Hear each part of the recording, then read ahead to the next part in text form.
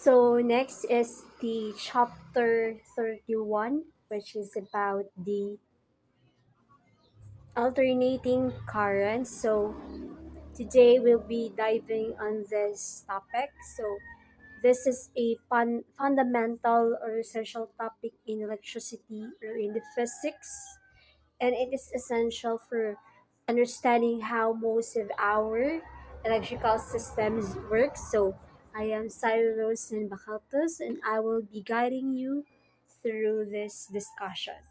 So let's get started by starting with the learning outcomes or our learning goals for this chapter is that we're able to differentiate or define the the alternating current and distinguish it from the direct current, and to be able to explain the behavior of resistor, inductors, and capacitors in AC circuits, and the calculate their or to learn root mean square values for voltage and current, analyze power consumption in different AC components, and understand and know the importance of transformers in power distribution.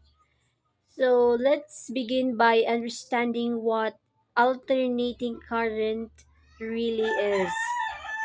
So we have the the introduction for this slide. We're going to introduce the alternating current. So alternating current, or the so-called AC, is a type of electrical current that changes direction periodically.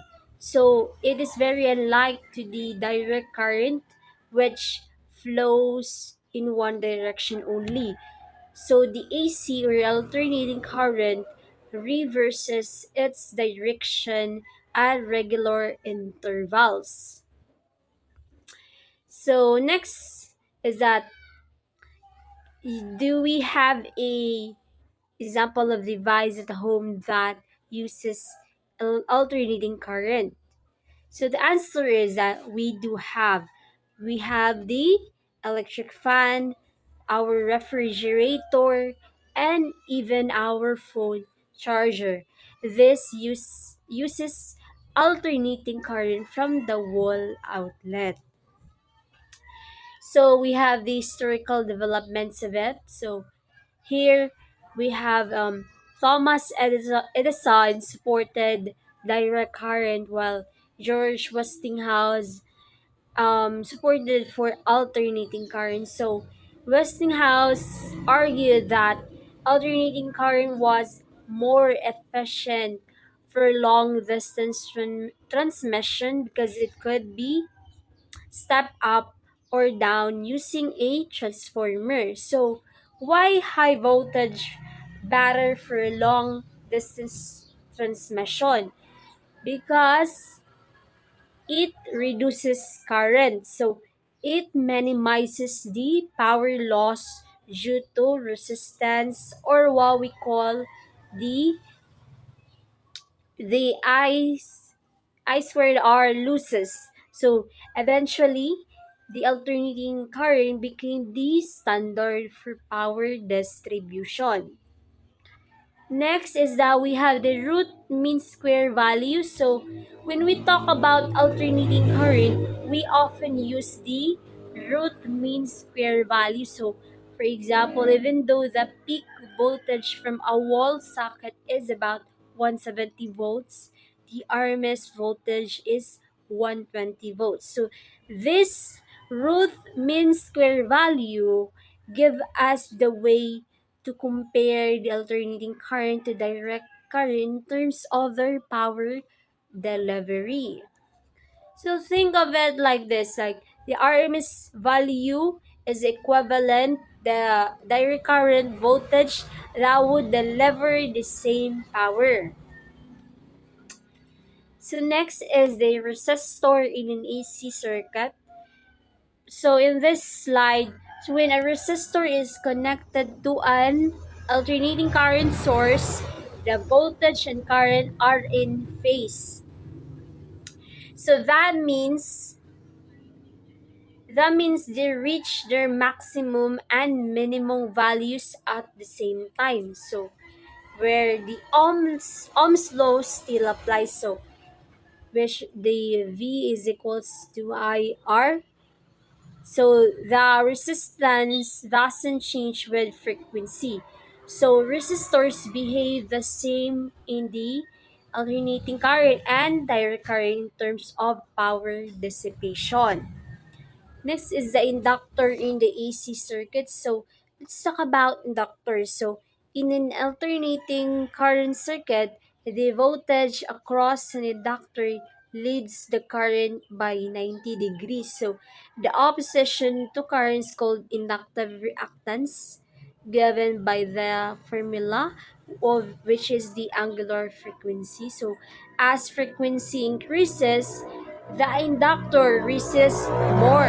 So this is important in filters and tuning circuits. Next is the capacitor in an AC circuit. So capacitors have different behave differently. So in a AC circuit, the current leads the voltage by 90 degrees.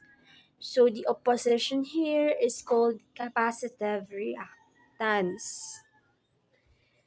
So we have noticed the inverse relationship with frequency. So higher frequency means lower reactance. So that's why capacitors are used in high frequency applications.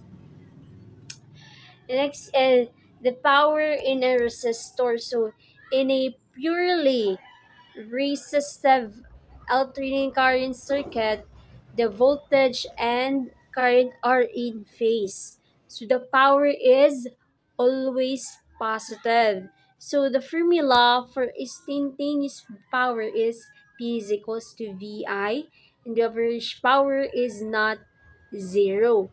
So it's not zero. So this is where real energy is consumed and converted into heat or work. Next is the power in an inductor. So in a purely inductive circuit, the voltage leads current by 90 degrees. So this causes the power to alternate between positive and negative values. So what does this mean? So the inductor stores energy in its magnetic field and then returns it to the circuit. So the average power over a full cycle is zero. So no net energy is consumed. Next is the power in capacitor. So similarly in a purely capacitive circuit, the voltage lags the current by 90 degrees. So the capacitor stores energy in its electric field and returns it. So again, the average power is zero. So the capacitors and inductors don't consume energy. They store and release it.